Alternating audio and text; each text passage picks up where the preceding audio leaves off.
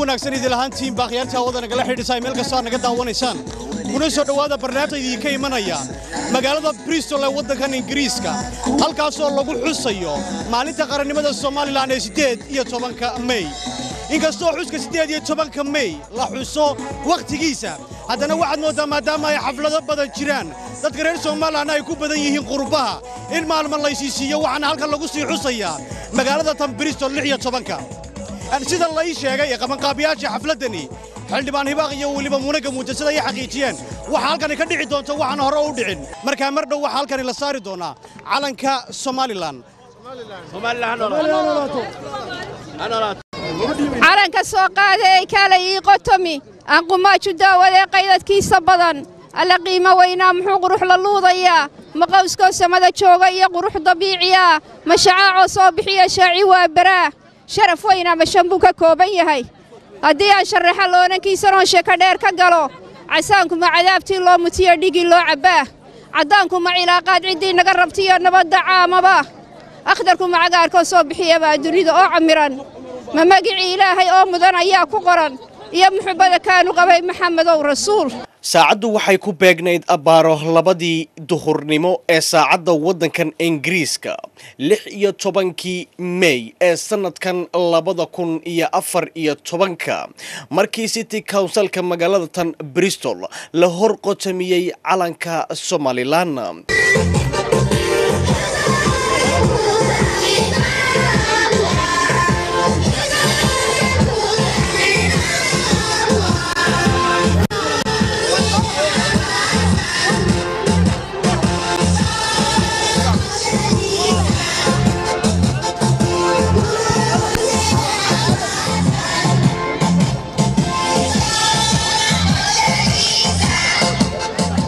jahliyada reer Somaliland ee ku dhaqan wadankan Ingiriiska ayaa isaga kala yimid gobolada iyo magaalooyinka kala duwan ee wadankani si ay goobjoog uga noqdaan munaasabadani oo aan looga sheekayn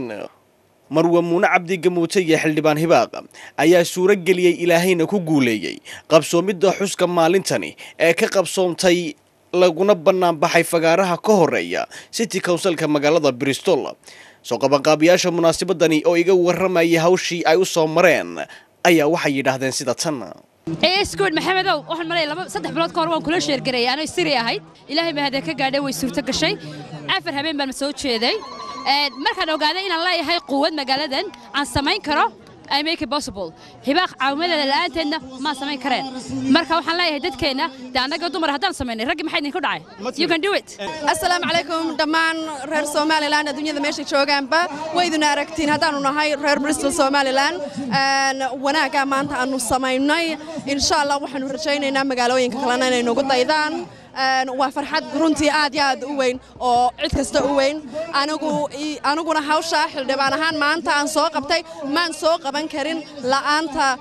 inanta Muuna Cabdiga Muuti la yiraahdo oo runtii walaashaya laftayda dhabarna ah iyadana waxaan doonayaa inaan u mahadnaqo wad mahadsantiin aad ayaad u mahadsantahay baaq horta shucuurtayda lama soo koobi karayo aad iyo aad ayaan u faraxsanahay waxaan halkan ka salaamayaa dhammaan jamhuuriyadda Somaliland saddexda golo qaran madaxweynaha golaha wasiirada madaxweyne ku-xigeenka dhammaan ummadda reer Somaliland oo dhan iyagu horeeyay man salaamaya waxaan ku salaamayaa salaanta islaamka aad ayaan u faraxsanahay anagu TV-gu waan ka maqalnaa wadankana intii heestaas sameeyay waxa maan arag laakiin ay try inaan keeno geesiyaashii naftooda u sadqeeyay qarannimada Somaliland geesiyaashii naftooda u sadqeeyay qarannimada Somaliland hambalyo diiran kugu salaanay sama kuwar hambalyo diiran kugu salaanay sama kuwar hambalyo diiran kugu salaanay sama kuwar waxaan filayaa xafladda maanta taariikhda iyadoo maalintii ugu horeysay ee gobolada Ingiriiska laga taago calanka jamhuuriyadda Somaliland waxaan leeyahay ku seexdana waxaan ka salaamaan iloobay ilaahay ma iloobay ciidanka jamhuuriyadda ciidanka qalabka sida jamhuuriyadda Somaliland ee meel kasta ay joogaanba dhammaan waxaan leeyahay nabad ku waara cadawgiina halka ilaahay ha jabiyo waxaan farayaa fariin yar oo kaliya ma on imika aan aad doonay inaan u gaarsiiyo dhammaan ummadda reer Somaliland qof yar iyo qof weyn inay nabadooda ilaashadaan ay tiinmay inay feejignaadaan inay qof walba qofka ku xiga ka warhayo inuu qof walba qofka ku xiga actionkiisa la socdo dhammaan cadawgeena fara badan ilaahay wuxuu inoogu dhameyn doonaa nabad waxaan doonayaa in everyone keep an eye qofka kugu xiga inaad ilaalisid wuxuu samaynayo halkuu marayo dhammaan xuduudaha in la sugo wax soo galiyo wax baaba la diido inta waad ka adkaydan oo xusuusinay dadaalka intan leeg runtii qurba joog baa tahay inkastoo Soomaalnimadu qof walba ay dhiig kaga jirto haddana adiga markii wixii aad rabtay aad doonaysay intaas oo soo sabaysan adiga saaxiibada hibaaq dareenkaagu waa sidee good maxamedow waxaan maray 3 bilood ka hor waan kula sheergaray anay siri ahayd ilaahay ma hada ka gaadhay way suurto gashay afar habeen baan soo jeeday markaan ogaaday inaan leeyahay quwad magaaladan aan samayn karo I make it possible hibaaq caawimada la'aanteedna ma samayn kareen marka waxaan leeyahay dadkeena anaga dumar haddaan samaynay rag maxay idinku dhacay you can do it xildhibaan hibaaq ayaan jecelahay bal kelmadeeda u dambaysa inaan siiyo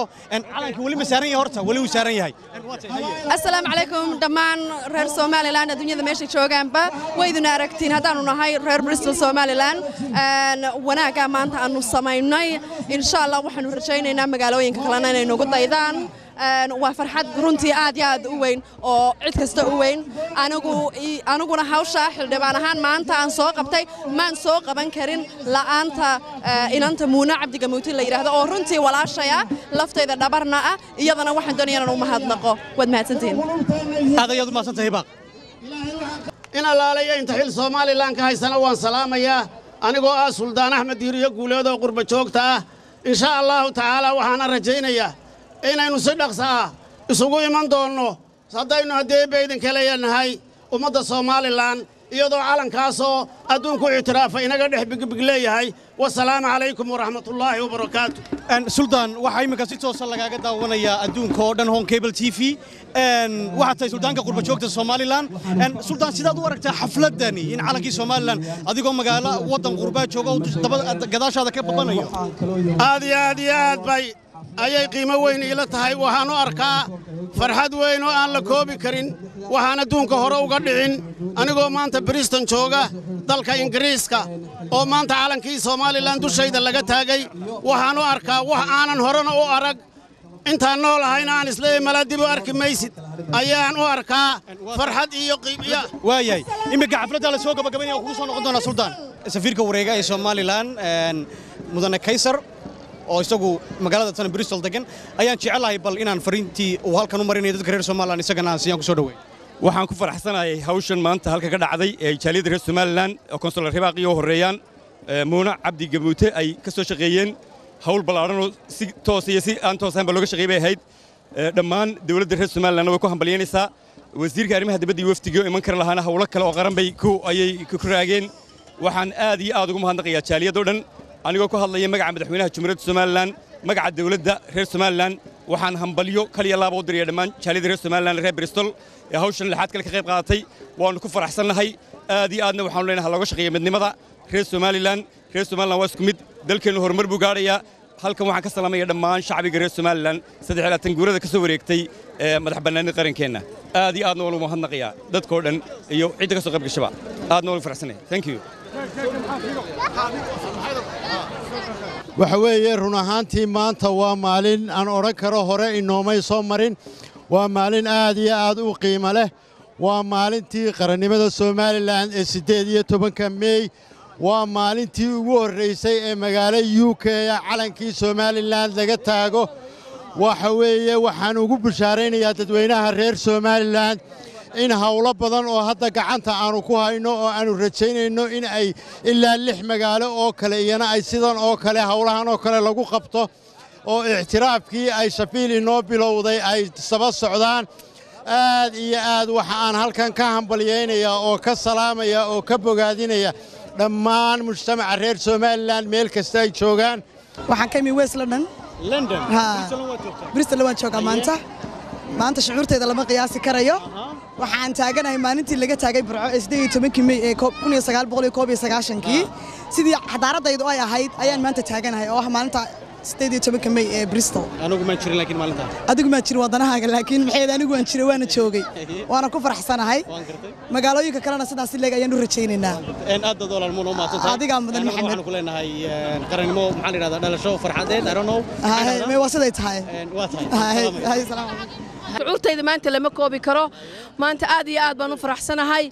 maanta waa maalin cad oo midoobeen maanta waxay ila mid tahay maanta maalintii laga taagay calanka gobolka Togdheer magaalada Burco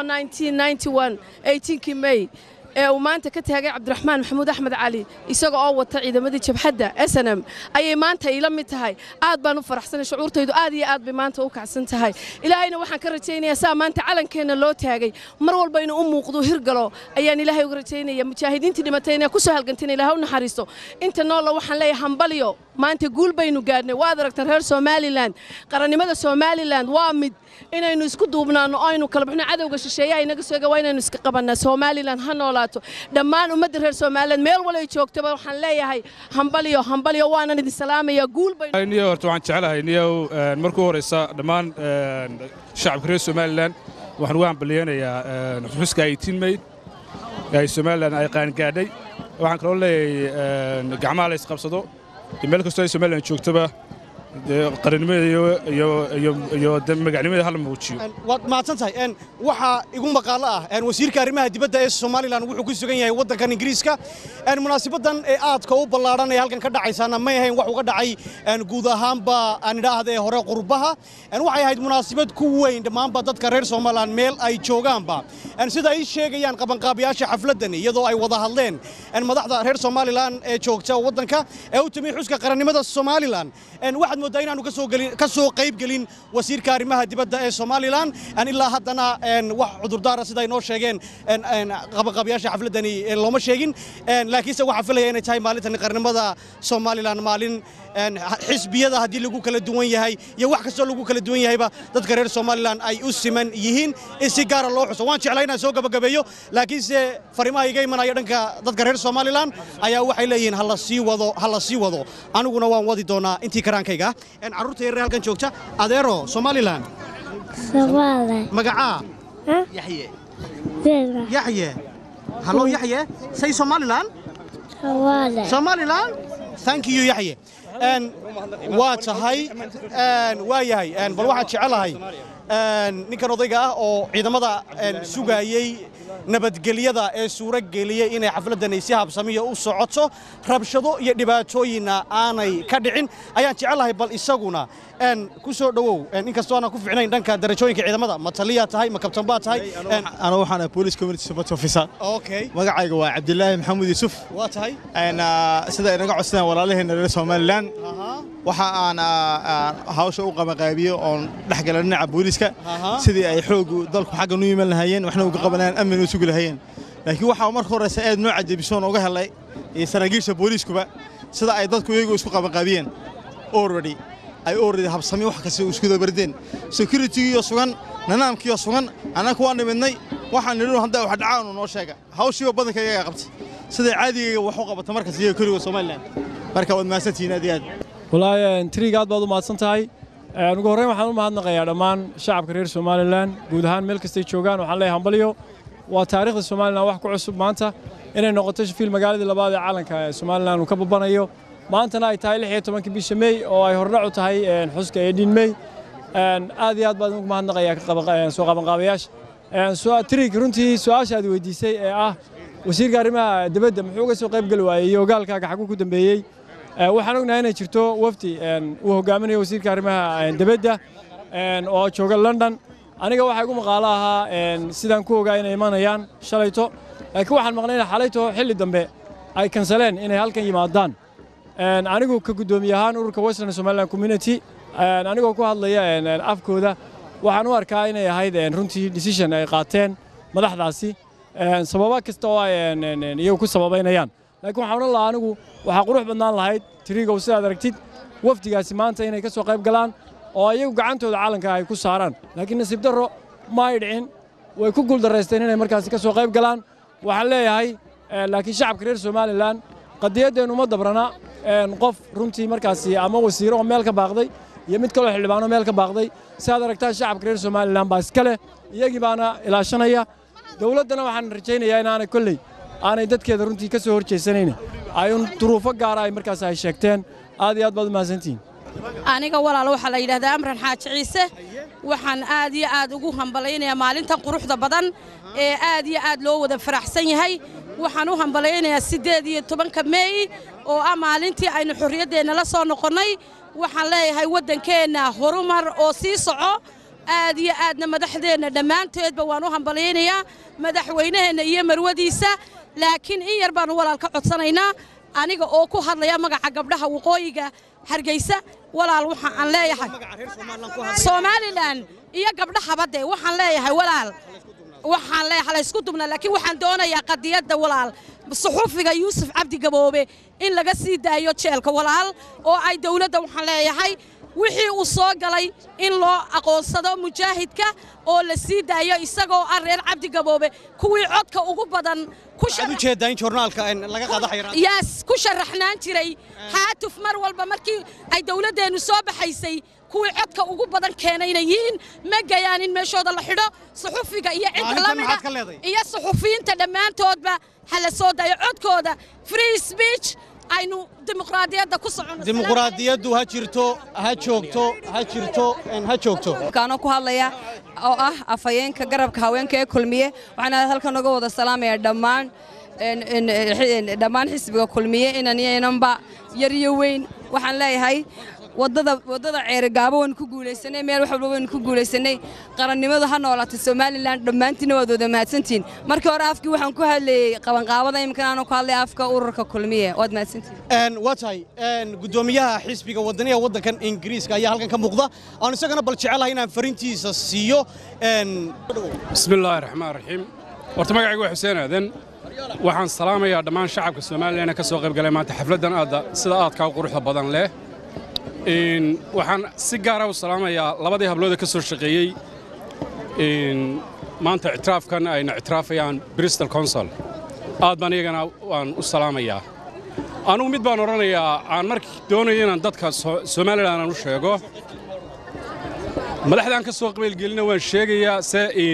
mid baan u sheegayaa Soomaaliland aan u sheegayaa waxaan u sheegayaa dhiig badan baa u soo daatay meeshan Soomaaliland u soo daatay nabadan aanu haysanno dad baa dhiigoodu soo huray oo naftoodu soo huray oo maalkoodu soo huray oo agoommo badan baa jira dad badan baa u soo dhintay u soo baaba'ay anigu ururkii SNM waxaan galay aniga oo 15 jira waxaana ugu dambeysay 19 markii waddanka la xoreeyay ayaan waddanka 19 ka soo baxay dhaawac badan baa jira dad badan baa baaba'ay cid allaaliya cid daryeeshaa ma jirto walaa dawlad baan daryeelin walaa cid baan daryeelin dadkii SNM u soo halgamay dadka way u hiiliyeen mar dhiigoodii bay u shubeen marna qorigii bay idin siiyeen oo idin waanaga qorigii waa idin siinay muxuu ahaa qorigii waan dib baan idinku soo celinay waa idinkaas idinku na xukuma se dadka shacabkii uma abaalgudin dadkii waddankan soo baabay anu intaas ku soo gabagabeynaya Somaliland hanool aduguna noola wadeeraya annaga oo ku nimid dad aan boqol ka yarayn oo magaalada Birmingham aad iyo aadna ugu faraxsan maanta calankeena oo maxay tahay ka babanaya councilka Bristol aad iyo aad waxaan ugu mahadnaqayaa marka ugu horeysa ilaahayna subxaanahu wa ta'ala inoo suurto galiyay mar labaadka waxaan u mahadnaqayaa hablaha soo qaban qaabiyay hibaaq iyo muna ayaan u mahadnaqayaa annagana waxaan rajaynayaa magaalada ku xigta inay Birmingham noqon doonto insha Allah السلام عليكم marka hore waxa aad iyo aad ugu faraxsanay maanta ما شاء الله تبارك الله calankii Soomaaliland oo Bristol laga taagay waxa aad iyo aad mahad u celinayaa hablaha soo qaban qaabiyay hibaaq iyo muna aad bay u mahadsan yihiin iyo intii la socotay ee raacday waxaan ilaahayna ka rajaynaynaa taateeda nabadgelyo wanaag inaynu ku ciidno iyo sharaf waana mahadsantiin idinkuna marka maxamed السلام عليكم aad baan u bahadsantihiin waxaan aad u salaamayaa aan ugu hambaliyaynayaa hablaha soo keenay guushan quruxda badan ee sharafta badan leh ee maanta uu ka babanayo calankeenu Bristol City Council aad waxaan u hambaliyaynayaa ciidanka qaranka Jamhuuriyadda Somaliland saddexda gol qaran ee Jamhuuriyadda Somaliland madaxweynaha Jamhuuriyadda Somaliland waxaan aad iyo aad mahad gaar ah ugu celinayaa hablaheena sharafta leh ee quruxda badan mid waliba meesha ay joogto ay iska xilqaantay ee guushan lama ilaawaanka keenay ayaan aad iyo aad ugu mahadnaqayaa waxa kale oo aan aad iyo aad u cambaaraynayaa golihii qaranka Somaliland oo jooga UK oo xafladan qaaliga maanta aan ka soo qayb galin xafladan maanta lama taabtaanka xafladan lama ilaawaanka wasiiradeena jooga UK ee aan maanta ka soo qayb galin wassalaamu calaykum waraxmatullaahi wabarakaatuh assalaamu calaykum waraxmatullaahi wabarakaatuh magacaygu waa Faysal Farxaan Warsame waxaan ka mid ahay dhalinyarada reer Bristol ee qadiyada Soomaaliland u dhaqdhaqaaqa maanta waxaan aad ugu faraxsanahay hadaan reer Bristol inaan ku guuleysanay inaan calanka Soomaaliland ka taagno fagaaraha councilka magaalada Bristol waxaan aad ugu mahad celinayaa xildhibaanadii iyo dadkii badnaa ee la shaqeeyay ee ku dadaalay in hawsha ayada laga midho dhaliyo halka maanta taaganta la geeyo waxaan ku rajo weynahay inaanu sidii Sheffield samaysay oo kale anagoo u mahadnaqayna reer Sheffield inaanu anaguna dabada ka riixi doono inaanu horgeyno mooshin ayadoo horeba loo horgeeyay laakiin aan wali jawaab ka soo bixin waxa maanta mudaharaadkani uu sii xoojinaya mooshinkii aanu horgeynay councilka magaalada Bristol kaasoo aan ku dalbanaynay in councilka magaalada Bristol uu ictiraafo Somaliland waxaan rajaynaynaa calanka sida maanta looga taagay halka barxadda bannaan ee councilka hortiisa inuu uga taagnaan doono sida mustaqbalka aad baan idinku mahadnaqayaa Honkable TV waa mahadsantiin dareenkaygana maanta lama soo koobi karo assalaamu calaykum waraxmatullaahi wabarakaatuh dhammaan waxaan salaamayaa shacbiga Somaliland meel kasta ay joogaan maanta aad iyo aad baan u faraxsanay mana soo koobi karo sidaan u faraxsanay waayo waxaan arkayaa calankii Somaliland oo maanta halka laga suray waxaan rajaynayaa in meelo badan laga suri doono ay ka mid tahay Cardiff magaalooyinka inoo hadho dhanna waynu surinaa I'm happy for proud السلام عليكم ورحمة الله وبركاته مقعي وهابيل محمد آدم قلبجان وحن كمد هدانية رير برستول كسو جدا Somaliland waxaan maanta aad ugu faraxsanahay inaan ka soo qayb galo barnaamijkan ay reer Somaliland isugu imanayeen ee lagu muujinayo dareenkooda ku aadan in Somaliland ay noqoto dal caalan leh oo la ictiraafsan yahay oo adduunka ku biira kuraasida adduunka ka mid noqda waxaan leeyahay maanta maalin wanaagsan bay ahayd maalin cadceed bay ahayd maalin reer Somaliland ay isugu yimaadeen golaha councilka ee magaalada Bristol bay ahayd aad iyo aad baan emotional ah runtii waxaan insha Allah ku rajaynahay in ay talaabadan noqoto talaabadii ugu horeysay ama tii labaadba ee lagu higsanayo ictiraafka Somaliland waxaan rajaynayaa insha Allah in result positive ah oo ka soo baxay insha Allah aad baan u salaamaya dhammaan intii magacayga muuqaygaba garanaysa iyo dhammaan bulshada reer Somaliland waxaa sidoo kale u mahad celinaya Home Cable TV fursadana siiyay darankayga aanu ku muujino oo kala qayb qaadano shacabka reer Somaliland meel kasta ay joogaan aad baan ugu mahad celinaya cid kasta oo ka soo qayb qaadatay xafladan iyo gaar ahaan dadka soo abaabulay xafladda sidaan qurux badan uga soo shaqeeyay aad baad u mahadsantihiin waxaan leeyahay Somaliland ha noolaato اعترافك وسوق وحيا إن شاء الله يان لقى قوسن هلو سمرو أدبن مر لبعض عندكم العلم السلام عليكم ورحمة الله وبركاته. السلام عليكم ورحمة الله وبركاته وحنا كسلام يا دمان شعب وينها رئيس سوماليلاند ملك استويدون كتشوغان وحنا كلوا عادي عادكم هاد علنا يا ونسلام يا شعب كرئيس سوماليلاند قرب شوكتا رئيس يوروب قارهان رئيس يوكا وما أنت هالكن سكوسو بنا بحي ونسو بنا بحي إن موجان قضية ضد كرئيس سوماليلاند كونسل أنا قال كن شغلنا كونسل كبريستول وحن كلا أدقوا مهد علنيا حل بنا هباق أو روح كلام في فرعون كقاطع هوشنا قبصانته وحن كلا أدقوا مهد علنيا دمان شعبك مسؤولين تا حل بنا ده كساق يبقى حلفتنا شرفت مدن يدمان ضد كذي من قبل ده مجالوي كلا وحن رجينيا إن يقول كل ما تو يضع عد كلا قاعد دونا aan rajaynayo in shacabweynaha faraha badan ee halkan isku soo baxay la meel marin doono waxa ay rabaan iyadoo la tixgelinayo rabitaankooda si weyn waxaan ugu mahad celinayaa reer Shafiil oo iyagu qadiyadan ahaa cidii koobaad ku talaabsatay hawshana bandhigay aad iyo aad baan ugu mahad celinayaa waa maasantiin reer Shafiil iyo reer Bis Assalaamu alaykum warahmatullaahi wabarakaatuh aad baad u mahadsantihiin anigoo ku hadlaya jaaliyada reer Shafiil magaceeda waxaan idinku mahadnaqayaa sida quruxda badan ee reer Bristol ay runtii ugu daydeen reer Shafiil ay aad iyo aad ugu dadaaleen waxaan rajaynayaa mooshinka sidii aanu reer Shafiil hadaan ahayn inaan mooshinkii councilka hor keenay oo limaanadii oo dhan u voodeen inay voodaan ay Bristol noqoto magaalada labaad ee UK ka dhacdo arintanu Somaliland hadii la yiraahdo waa la aqoonsanayaa anigoo ku hadlaya magacayga iyo magaca jaaliyada reer Shafiil Mubaarak Muuse Ismaaciil aad iyo aad baad u mahadsantihiin waxaan kale runtii aad ugu mahadnaqayaa dhalinyarada ka soo shaqeysay hibaaq inaga muute dhalinyaradii kale la wada shaqeysay ee arintan soo fuliyay aad iyo aad baad u mahadsantiin We're here for everybody for Somaliland to be recognized as a country. Good. So yeah. What are you trying to say as well? Assalamu alaikum. We're here for a reason to make Somaliland to be recognized, and I'm here with my people, and just to say we're proud and maxaa waxaan imaanay for a reason in a mission in a celebrate garayno in a qof kasta la enjoy garayo oo celebrate garayo Somaliland reason ka waxaan imaanay for everyone to celebrate the birthday of Somaliland. It's basically like a birthday. We celebrate the Somaliland hanolato Somaliland maanta waynaka calankii Somaliland u saaran yahay quruxdiisa eega heerkaynu gaadhnay ma sha Allah waxaan inta idinku darayaa iminka xafladda waynu soo xidhanaynaa si wanaagsan bay runtii inoogu dhacday ma sha Allah adduunyada Somaliland waxay sawir wanaagsan ka qaadanaysaa ummadda Bristol iyo ummadda UK ba assalaamu alaykum warahmatullaahi wabarakaatuh wad maadsantiin waxa wanaagsan inaan iloobin dadka u mahadnaqdo waxaan u mahadnaqnaa dhammaan dadweynaha Somaliland ee naga soo qayb galay waxaan u mahadnaqayaa Home Cable oo ku jiro my friend Mohammed thank you waxa kale oo aan u mahadnaqayaa dawladda magaalada Bristol oo noo ogolaatay iyadoo dunida wali calanka Somaliland laga taago inaan maanta ka taagno marka imika waxaan leeyahay nin la sugayo maxaad sugaysaan rag iyo maxaad sugaysaan in calankani intuu saarnaan doona muna calankani bisha soo socoto dhan uu saaray marka ku raaxaysta